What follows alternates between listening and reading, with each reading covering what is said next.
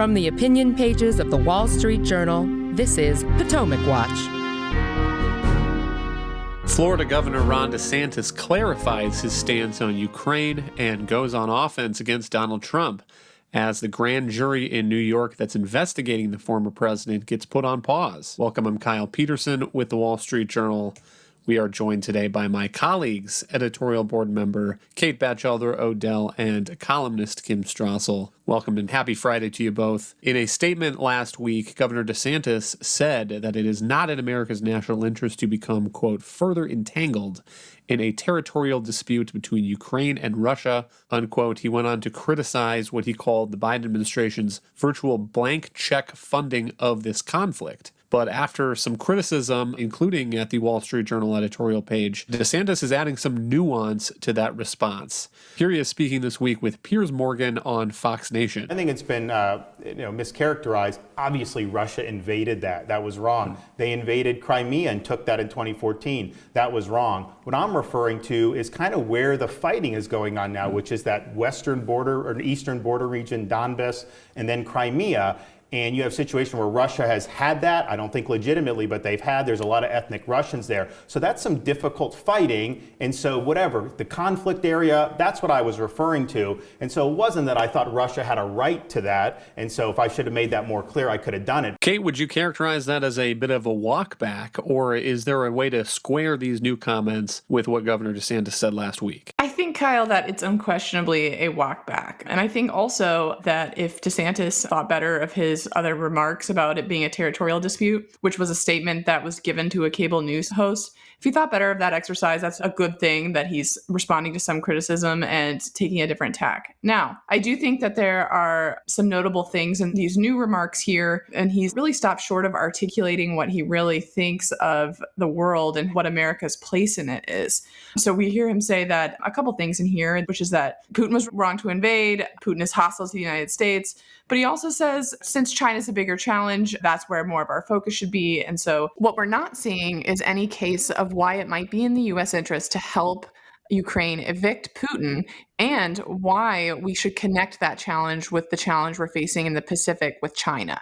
So I think here what we have is an incremental improvement and definitely a little bit of a pivot here, Kyle, but I am not seeing kind of a fuller articulation that I think voters are going to want from Mr. DeSantis if he decides to run for president. That seems right to me. I mean, it looks to me like DeSantis is trying to run down the middle of this coming Republican primary field. He knows there are some people who are skeptical of this aid to Ukraine. He knows there are some Republicans who support it, and he is trying to hedge a little bit on both sides, I think. I mean, I take his point about some of that territory in eastern Ukraine, that if there's going to be a negotiated settlement to this conflict between Ukraine and Russia, who knows what that might look like and where the territorial boundary might be drawn in the end. But I think Kate is right to go after the lack of clarity on this. I mean, he keeps saying things like peace should be the objective. And Kim, I think for everybody, peace is the objective. But the question is peace on what terms? And are they terms that you can get Vladimir Putin to agree on now, or how long is that going to take?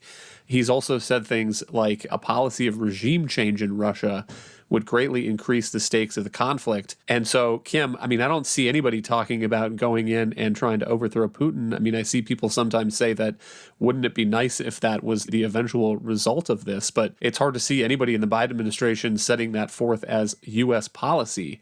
And so I think there remain a lot of questions about what a DeSantis administration policy would actually look like. And I agree with Kate that if he gets into this 2024 presidential race, he's going to have to answer those questions when he steps up to the debate stage. I agree, Kyle. Some of the things that he has been saying have mostly been straw men, laying out these potential scenarios that could be really dreadful and destabilizing, even though no one's talking about them. And yes, it is a hedge, but I don't think it's a terribly great place for him to be. Look, I want to be clear. It's better than where he was when he was writing this off as a territorial dispute. But a couple of problems with this. One, voters don't really like hedging. Okay, they appreciate a politician who can be nuanced, but this in a certain way does come across as a little political.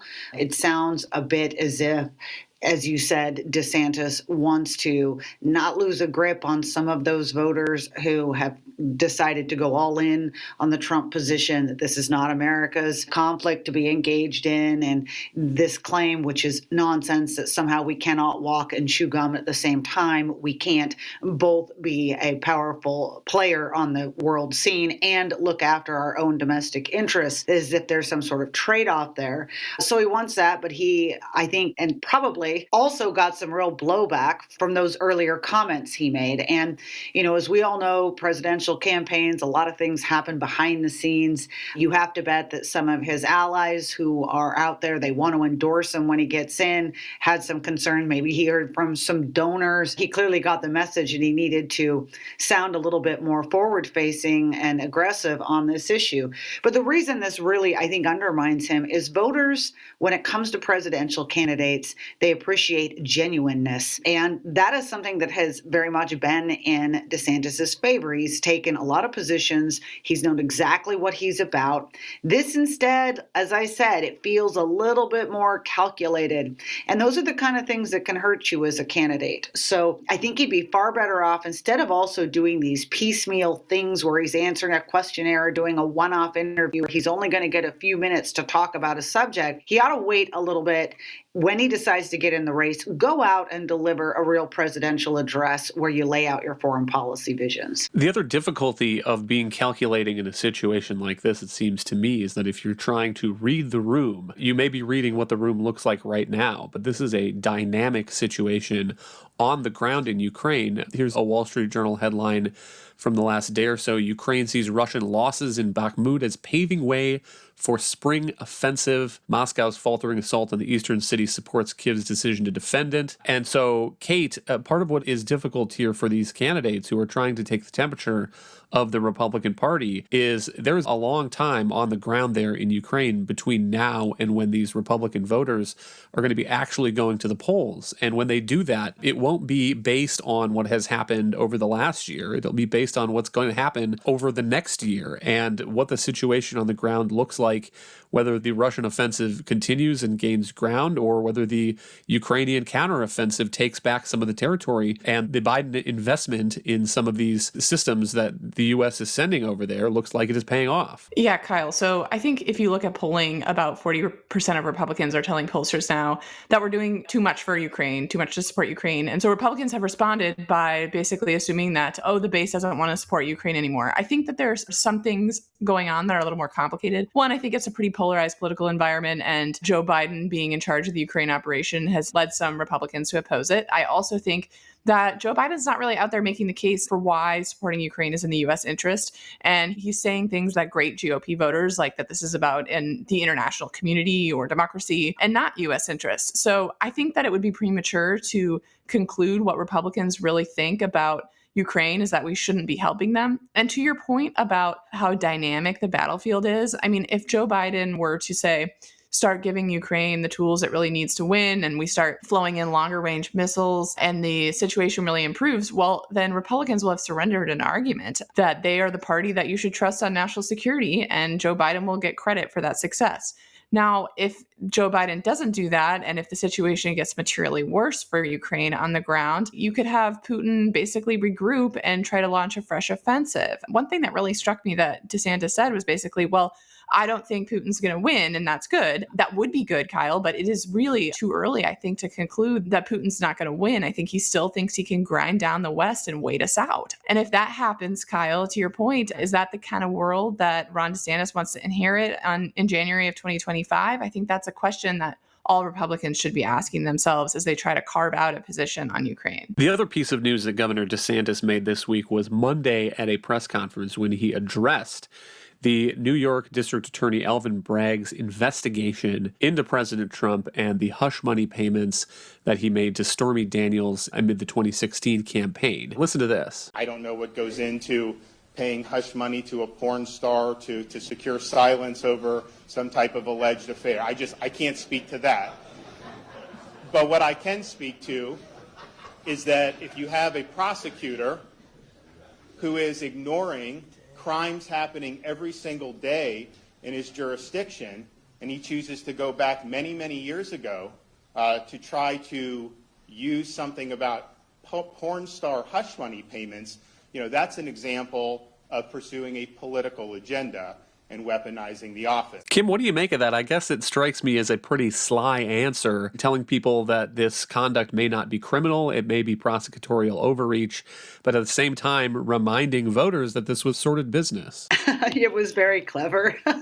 He certainly got in a slap, and it was a big one at Donald Trump. Now, he put himself in the right position in the end, right? Because there's a lot of Republicans out there that whatever their views of Donald Trump as a candidate or a potential president, again, they have a lot of issues, and understandably, with this prosecution that Alvin Bragg is threatening, because it seems to fall along the lines of yet another very weak, poorly considered prosecution and the targeting of Donald Trump because he's a Republican and because he's Donald Trump. So DeSantis is making sure that he is calling that out. And we've had other Republican candidates who have done the same thing. But this was in keeping, Kyle. He also came out in the Piers Morgan interview. He had some other criticisms of Trump that went well beyond this question of this payment in terms of Trump's governing style. He, for instance, was making the contrast saying, I would have fired Dr. Fauci. I would have handled COVID differently. If I were in office, I would be focused on getting the right people, on no drama, on getting points on the board.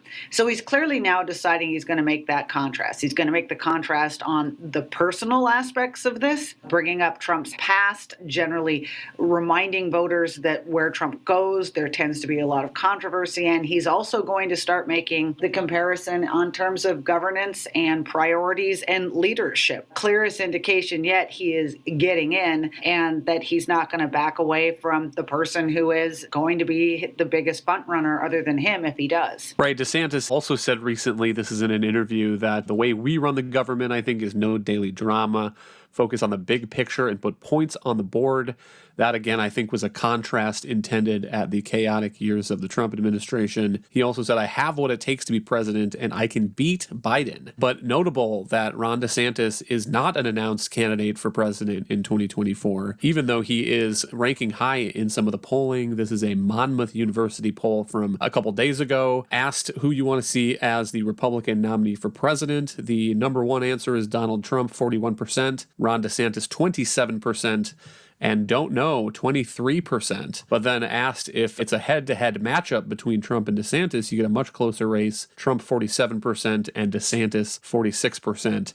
And so, Kate, I mean, it's notable, those poll numbers. And given the comments that DeSantis is making, it certainly sounds like getting into this 2024 race is a question of when and not a question of if. Yeah, Kyle, it certainly looks that way. And I was fascinated by some of the spots he chose on Trump, too, to go after him, and has clearly decided that there's an opening for somebody to win and persuade some of Trump's voters to praise President Trump's policies when they were good, such as tax reform. We didn't see a lot of discussion of this, but I think this is what DeSantis generally has in mind, is not alienating Trump's voters, winning them over, but also criticizing him on his polarizing style and the things that he was wrong about. We're also seeing, Trump is putting out these statements about DeSantis, calling him Ron DeSanctimonious, which I don't really think works as a nickname. And that novelty of that Trump approach that existed in 2016 has really, by this point, worn off. So I do think that there is an opening here, and I think that COVID will become one of the more interesting disputes. I think it's going to be really tough for Trump to portray Ron DeSantis, who is being called Ron Death Santis, as insufficiently skeptical of lockdowns. I think that Florida was obviously an early adopter of opening it up. Businesses didn't close schools,